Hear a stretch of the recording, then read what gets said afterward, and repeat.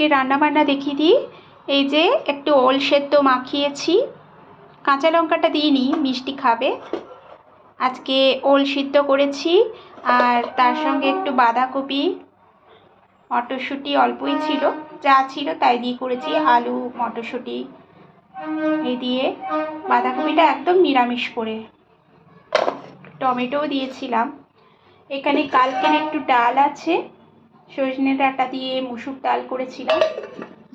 এখানে আছে স্যালাড, অবশ্যই ভাতের পরে একটু স্যালাড খাওয়া উচিত।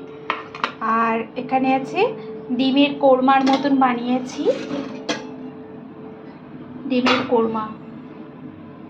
এটার রেসিপিটা আমি আলাদাভাবে আপনাদের দিয়ে দেব। দেখুন কি সুন্দর, অবশ্যই আমার বড় ভিডিওতে পেয়ে যাবেন। কোরমাটা অসাধারণ হয়েছে, রান্নাটা একদম মাখা মাখা। আর কি কি মশলা দিয়েছি অবশ্যই জানিয়ে দেব। মিষ্টি স্যালাড খেতে পছন্দ করে, ওই জন্য মিষ্টি আগেই নিয়ে চলে গেল শসা। এখন একটু পেঁয়াজ কাটবো।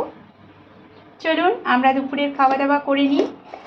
আর মিষ্টির বাবা, এখানে তো ভাত আছে, মিষ্টির বাবা এখন ডিউটি যাবে।